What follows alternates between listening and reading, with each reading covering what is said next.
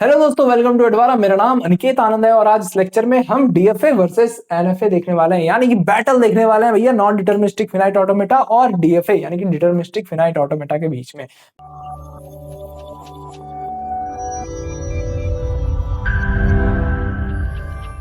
Basically difference है और कुछ बड़ा चीज नहीं है। आइए समझते हैं क्या है। हमने देखा कि डीएफए जो होता है, डिटरमिनिस्टिक फिनाइट ऑटोमेटा, वो डिटरमाइंड होता है, यानी कि हर एक स्टेट और हर एक इनपुट सिंबल के पेयर के लिए एक पार्टिकुलर एक सिंगल ट्रांजिशन डिफाइंड होता है। वही अगर अगर नॉन डिटरमिनिस्टिक फिनाइट ऑटोमेटा की बात करें तो उसमें एक स्टेट पर एक इनपुट सिंबल के लिए मल्टीपल पाथ दिए हुए रहते हैं और उसके पास ऑप्शंस होते हैं कि वो एक नहीं दो तीन चॉइसेस में से चूज कर सके कि भैया वो उसको कौन सा पाथ चूज करना है। यानी कि डेफिनेशन इसका क्या है कि for every state and input symbol there is exactly one deterministic path to the next state. यानी कि एक डिटरमाइंड पाथ होगा नेक्स्ट स्टेट के लिए। और उसमें क्या होगा भैया, और इसमें क्या होगा कि एक स्टेट और एक इनपुट सिंबल के लिए there can be multiple paths. भैया दो तीन पाथ्स अवेलेबल होंगे, वन पाथ, या फिर ऐसा भी हो सकता है कि कोई भी पाथ गिवन ना हो उस किसी पार्टिकुलर इनपुट सिंबल के लिए, जो कि हमने इससे पहले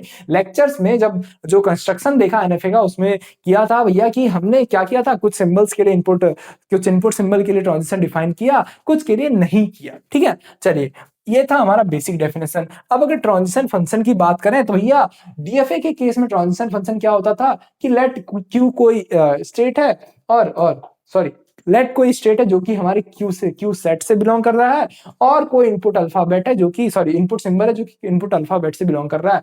तो हम सिर्फ एक ही स्टेट पर मूव करते थे जो कि हमारा वो स्टेट क्यू से बिलोंग करता था। तो ये यहाँ पर जो होता है, यहाँ पर सिंगल स्टेट आता है। इट मीन्स कि एक स्टेट और एक इनपुट के पेयर के लिए एक सिंगल स्टेट होगा भैया, सिंगल स्टेट होगा। ठीक है, आपके और हमारे तरह।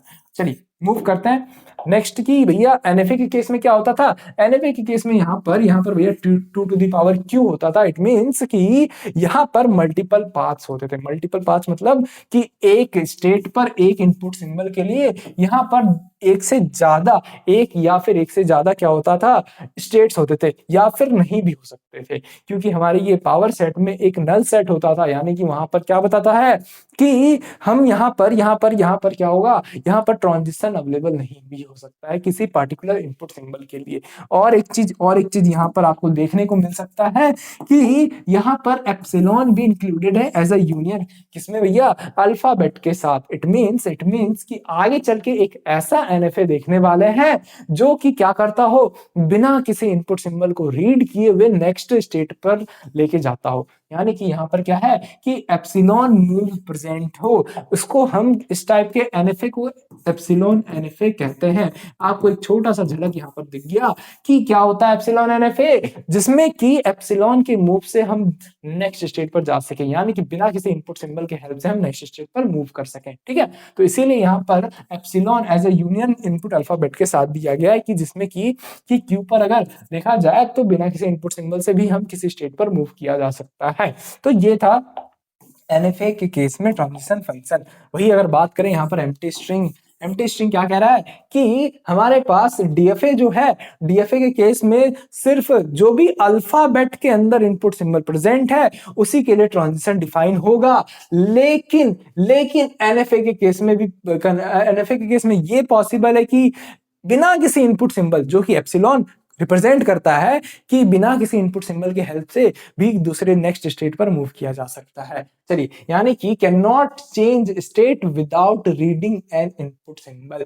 डीएफए के केस में अगर बिना कोई इनपुट सिंबल को रीड किए हुए क्या हो सकता है, दूसरे स्टेट पर जंप नहीं किया जा सकता है। लेकिन एनएफए के केस में ऐसा पॉसिबल है, क्योंकि इसमें एप्सिलॉन मूव्स प्रेजेंट होते हैं, एप्सिलॉन का भी ट्रांजिशन गिवन होता है। इसीलिए कैन यूज एम्प्टी स्ट्रिंग, जिसको कि हम एप्सिलॉन बोलते हैं, transitions to change state without reading any input.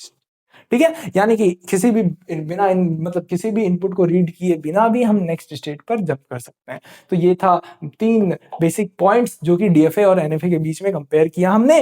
अब मूव करते हैं नेक्स्ट पॉइंट पर जो कि है डिजाइन डिफिकल्टी। भैया हम कंपैरिजन करते हुए चल रहे हैं और फिर देखते चल रहे हैं दोनों के बीच का डिफरेंस। तो डिजाइन डिफिकल्टी ये कहता है कि डिटरमिनिस्टिक फिनाइट ऑटोमेटा को डिजाइन करना थोड़ा सा डिफिकल्ट है एज कंपेयर टू एनएफए, क्योंकि भैया every single transition for every symbol in the alphabet, हमें क्या करना होता है, एक एवरी सिंगल यानी कि एक यूनिक क्या करना होता है, एक यूनिक ट्रांजिशन डिफाइन करना पड़ता है हमारे एवरी सिंबल के लिए जो कि हमारा अल्फाबेट में प्रेजेंट होगा और डिफाइंड होना ही चाहिए। ठीक है, किसमें, डीएफए के केस में। इसीलिए ये थोड़ा टफ होता है बिल्ड करना, डिजाइन करना। और ये एनएफए जो है बहुत इजी होता है कंस्ट्रक्ट करना।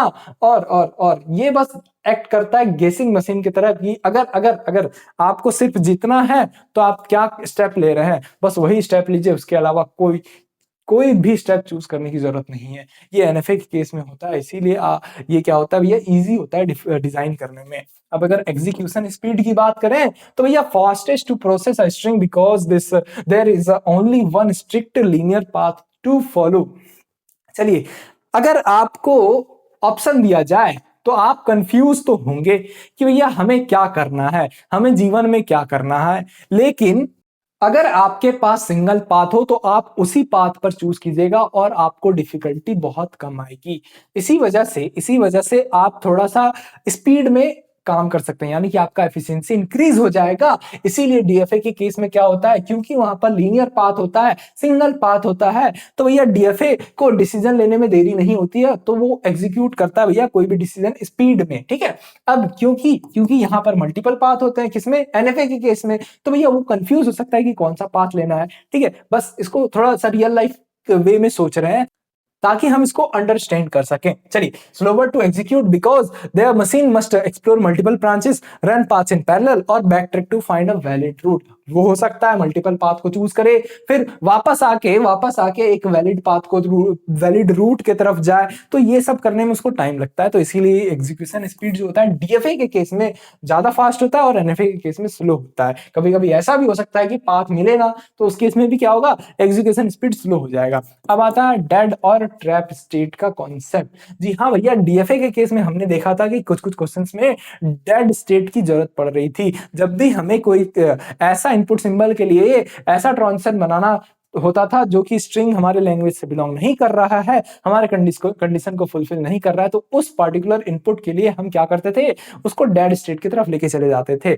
तो ये सिर्फ डीएफए के केस में होता है, एनएफए के केस में ऐसा कुछ नहीं होता है। यानी कि एनएफए के केस में हम क्या करते हैं, सिंपल छोड़ देते हैं, नहीं करते हैं उसका ट्रांजिशन डिफाइन। इसीलिए यहां पर लिखा गया है कि डीएफए के केस में रिक्वायर्ड होता है डेड स्टेट का, you must include a dead state और to trap invalid transition and maintain the strict rules of the machine. जो भी हमारा मशीन रूल पे बना है, ठीक है, उसको मेंटेन करने के लिए, उस रूल पर मेंटेन करने के लिए भैया हम क्या करते हैं, ट्रैप स्टेट को डिफाइन करते हैं। और बेसिकली ऐसे भी सोच सकते हैं कि हमें सारे इनपुट सिंबल का ट्रांजिशन डिफाइन करना है, इसीलिए कुछ छोड़ नहीं सकते।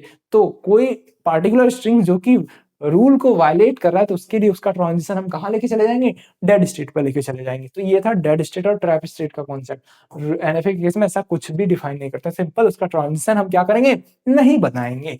चलिए, हमने डेड और ट्रैप स्टेट देख लिया। अब अगर बात करें स्पेस रिक्वायरमेंट की, तो जनरली रिक्वायर्स मोर मेमोरी या फिर states when implemented as a program. जब भी हम डीएफए को एज अ प्रोग्राम में इंप्लीमेंट कर रहे होते हैं तो डीएफए जो है ज्यादा मेमोरी खाता है, क्योंकि हर एक इनपुट सिंबल के लिए हर एक जो पाथ डिफाइन करना होता है, तो उस बेसिस में मेमोरी तो यूज होगा ही। अब इसमें कम यूज होगा क्योंकि इसमें ज्यादा पाथ, ज्यादा ट्रांजिशन डिफाइन नहीं करना होता है। तो ये था हमारा स्पेस रिक्वायरमेंट, जो कि डीएफए और एनएफए के केस में बहुत फर्क लाता है।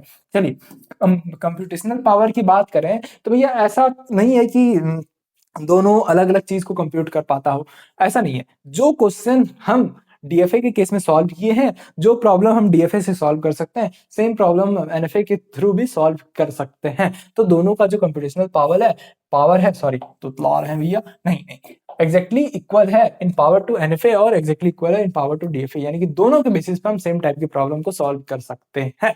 चलिए अब रिलेशनशिप की बात करें तो every DFA is an NFA. हमने बात किया इससे पहले वाले लेक्चर में, sorry non deterministic finite automata के इंट्रो वाले लेक्चर में, कि every DFA is an NFA, क्योंकि एनएफए के केस में क्या है कि एनएफए के केस में सारे इनपुट सिंबल की सारे अगर किसी एनएफए का सारे इनपुट सिंबल का ट्रांजिशन डिफाइन कर दें तो भैया वो बन सकता है एक डीएफए। लेकिन अगर वही ऐसा एनएफए है जिसमें कि कुछ ही ट्रांजिशन डिफाइन है तो भैया वो तो डीएफए कभी नहीं हो सकता। इसीलिए यहाँ पे लिखा गया है कि every NFA is not a DFA, यानी कि not every NFA is DFA. Sorry थोड़ा सा उल्टा लिख दिया है, लेकिन ठीक है चल जाएगा कि यहाँ पे सिंपल मीनिंग यही है कि एवरी एनएफए जो है डीएफए नहीं है, ठीक है। लेकिन एवरी डीएफए को हम एनएफए कह सकते हैं। सिंपली इट क्यों कह सकते हैं? It is simply an NFA that chooses not to use multiple paths. और एनएफए को डीएफए क्यों नहीं कह सकते? क्योंकि if an NFA uses multiple paths और empty transition, it breaks the strict rules of a DFA। जाहिर सी बात है NFA ने क्या किया? NFA ने एक इनपुट सिंबल से मल्टीपल ट्रांजिशन परफॉर्म किया, मल्टीपल पाथ चूज किया, तो ये तो रूल के खिलाफ है, यानी कि DFA का जो रूल है उसके स्ट्रिक्ट खिलाफ है, तो इसीलिए सारा NFA को DFA नहीं कहा जा सकता है। चलिए ये सारे बेसिक रूल थे। अब अगर एक एग्जांपल की बात करें तो भैया ये एग्जांपल क्या रिप्रेजेंट करता है? ये थोड़ा ब्लर टाइप का बन गया, चलिए कोई बात नहीं। यहाँ पर क्या है कि सारे स्टेट के लिए सारे मतलब इनपुट सिंबल का ट्रांजिशन गिवन है और एक इनपुट सिंबल से एक ही ट्रांजिशन की तरफ जा रहे हैं। और इसमें अगर ध्यान से देखें तो यहाँ पर इस जीरो वाले स्टेट में ए का ट्रांजिशन एक इस तरफ गिवन है भैया, यहाँ पर ए का ट्रांजिशन एक 0 से 2 की तरफ गया और एक ए का ट्रांजिशन भैया 1 की तरफ गया, यानी कि सिंगल इनपुट सिंबल के लिए दो ट्रांजिशन गिवन है, इसीलिए ये क्या है? एनएफए है। आइए आई होप आप नोट डाउन कर लिए होंगे, और अगर नहीं किए तो लीजिए एक बार आपको स्लाइड्स दिखा देते हैं ताकि आप नोट डाउन कर लीजिए।